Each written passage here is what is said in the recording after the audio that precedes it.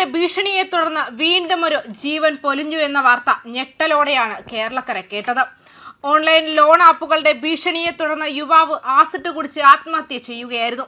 ആര്യനാട് പറണ്ടോട് ബൗണ്ടർമുക്ക് മഞ്ചാടി നിന്നവിള ആനന്ദ് ഭവനിൽ സുരേഷ് കുമാറിന്റെ മകൻ ആനന്ദാണ് മരണപ്പെട്ടത്. കഴിഞ്ഞ 5 ദിവസമായി തിരുവനന്തപുരം മെഡിക്കൽ കോളേജ് ആശുപത്രിയിൽ തീവ്ര പരിചരണ വിഭാഗത്തിൽ ചികിത്സയിലായിരുന്ന ആനന്ദ് ഇന്നലെ രാവിലെ 7:30 മണിയോടെയാണ് മരണത്തിന് കീഴടങ്ങിയത്. ഓൺലൈൻ വഴിയെടുത്ത ലോണിന്റെ തിരിച്ചടവ് മുടങ്ങിയതിനെ തുടർന്ന് ലോൺ മാഫിയ ആനന്ദിന്റെ ഫോട്ടോകൾ അശ്ലീലമായി മോർഫ് ചെയ്ത് ബന്ധുക്കൾക്കും സുഹൃത്തുക്കൾക്കും വാട്സാപ്പ് വഴി അയച്ചു കൊടുത്തിരുന്നു. ഇതിലുണ്ടായ കടുത്ത മനോവിഷമമാണ് യുവാവിനെ ആത്മഹത്യയിലേക്ക് നയിച്ചത്. മാർച്ച് 4-ന് ഉച്ചയ്ക്ക് ജോലിസ്ഥലമായ പുളിമൂടുള്ള ടയർ കടയിൽ വെച്ചാണ് ആനന്ദ് ആസിഡ് കഴിച്ചത്.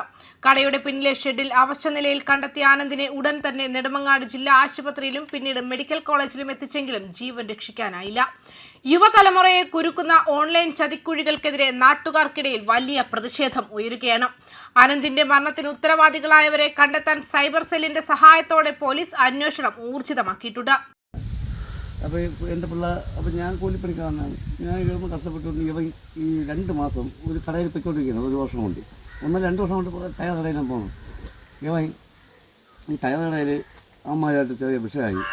അത് വന്ന് 1-ാം തീയതിയിലാണ് ചെല്ലാൻ പറഞ്ഞു. ഈ മാസം 1-ാം തീയതിയിലാണ്. അപ്പോൾ ഞാൻ മക്കളെ പോകണ്ട, നമുക്ക് ഞാൻ എന്തെങ്കിലും സെറ്റായി തരാം എന്ന് പറഞ്ഞ ഇവൻ 1-ാം തീയതിയിലന്ന് ഞായറാഴ്ചയാണ്, അന്ന് പോകാൻ പറ്റിയില്ല. തിങ്കളാഴ്ച പോകണം. 4-ാം തീയതിയിലാണ് ഈ സംഭവം. ഇവൻ അമ്മ കടയിൽ നിന്നിട്ട് പോയി ഇവൻ ഈ ഇവൻ കണ്ട് ഇവൻ്റെ മൈൻഡ് ഇല്ല. പക്ഷേ ഇവൻ്റെ ഒരു ഇതെന്ന് പറഞ്ഞു ഓനെ തട്ടിപ്പൊന്ന് ഒരു ഇതുണ്ട് സംഘം. അപ്പോൾ അതിൽ ഞാൻ വന്ന് മക്കൾ എത്ര രൂപ കടം ഉണ്ടാവും? 1 ലക്ഷം. ഞാൻ കഴിഞ്ഞ മാസം 1 ലക്ഷം രൂപ മുത്തൂറ്റിൽ നിന്ന് പണയം എടുത്ത് ആ പൈസ കൊടുത്തു. ഇവ ഈ പൈസ ആ കഴിച്ചെന്ന എന്താണ് എൻ്റെ ഇതുണ്ടാണ്, ആ മൊബൈലുണ്ട്, ചേട്ടൻ്റെ ഉണ്ട്.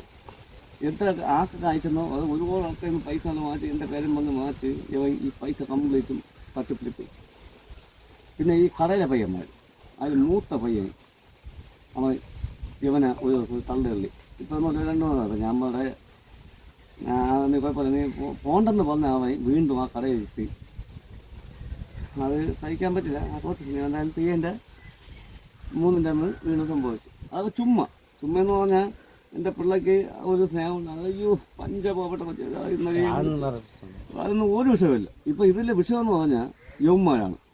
എനിക്ക് യവന്മാരെ തൂക്കിയേ പറ്റൂ. ആരാ ഈ കടയിലെ പയ്യന്മാർക്ക് അറിയത്. യവന്മാർ ആരും ഒന്നും വിട്ടുപോകില്ല. എങ്ങനെ യവന്മാർ എൻ്റെ പൊന്നെണ്ണ ഞാൻ ഒരു കാര്യം കേട്ടെ. നമ്മൾ എൻ്റെ മോനായാലും നിങ്ങളെ മോനായാലും നമ്മൾ ഒരു സ്ഥലത്ത് ചെന്നിട്ട്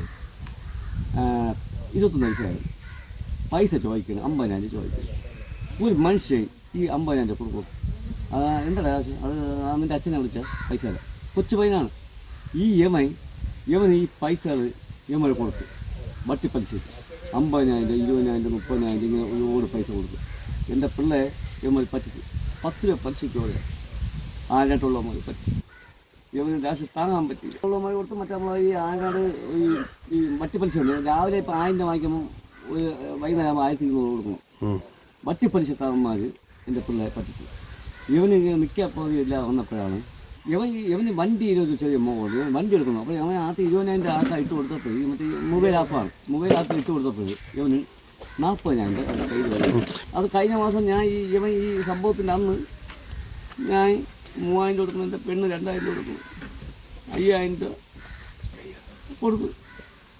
അത് അടച്ചടച്ചില്ലെന്നുള്ളത്. ഇനി 4 സീസേ ഉള്ളൂ മൊത്തം അടയ്ക്കാനുള്ളത്. അത് 1,50,000 മുകളിൽ പോകും ആ വണ്ടിയുടെ വില. 10 രൂപ പലിശ. ഇവനെ പിള്ളേർ പറ്റിച്ച് അല്ലെങ്കിൽ പിന്നെ അമ്മരെന്ന് എൻ്റെ നടയിൽ വരില്ല. നടയിൽ വന്നാൽ അമ്മമാർക്ക് അതൊരു വിഷയം വരും. ഇതിൽ എൻ്റെ 2 വണ്ടിയുണ്ട്. എൻ്റെ വണ്ടിയെ കൊണ്ടുവന്ന് കഴിഞ്ഞ മാസം അപ്പോൾ എനിക്ക് വയ്യാതായി കിടന്നപ്പോൾ പിന്നെ നമ്മൾ മക്കളെ പിന്നെ ലോൺ 2 മാസം കാല് പിടിച്ച് കിടക്കുകയാണ്. വണ്ടിയിൽ നിന്ന് വരുന്നത് ലോഡ് കയറ്റാൻ പോയി കാല് പിടിച്ച് കിടന്നപ്പോൾ ഞാൻ പറഞ്ഞ ഇവൻ കടയിൽ പോയി. ഇവൻ ചെന്ന് ഈ 2 മാസം ഇത് നമ്മുടെ വീട്ടിൻ്റെ ലോണുണ്ട് 12,500 25 രൂപ അടച്ചു. ഞങ്ങളുടെ മക്കളെ 21 പൈസ വാങ്ങിച്ചത് നിനക്ക് അതിനുള്ള സംഭവമില്ലല്ലോ. അതാച്ചാ ഞാൻ ഇങ്ങനെ വാങ്ങിച്ചു. ഞങ്ങൾക്ക് എത്രയ്ക്ക് വാങ്ങിച്ചു? അത് 10 രൂപ പറിച്ചു. ഞാൻ നീ എന്താണ് കാണിച്ചത്? നീ കാര്യം എൻ്റെ വണ്ടിയെ കൊണ്ടുവന്ന് പണയം വെച്ച് ആ കടം തീർക്കുന്നതാണ്.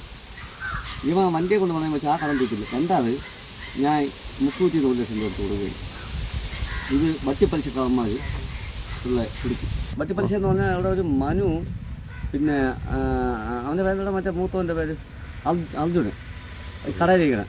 അവൻ ഉടായിപ്പ് പയ്യനാണ്. അവൻ യമ്മയ്ക്കെല്ലാം അറിയാം, പക്ഷേ യമ്മ ഒന്നും വിട്ടു പറയാനില്ല. അക്കൗണ്ടിൽ നിന്ന് ഒരുപാട് പൈസ പിള്ളേരെ പറ്റിച്ച് ആൾക്കാരിൽ നിന്ന് വാങ്ങിച്ച് കൊടുത്തു.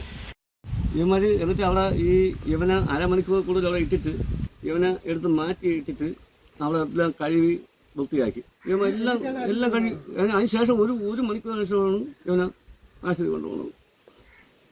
രാവിലെ എന്നത്തെയും പോലെ കാപ്പിയൊക്കെ കുടിച്ച് സന്തോഷത്തോടെ ഇറങ്ങിപ്പോയതായിരുന്നു.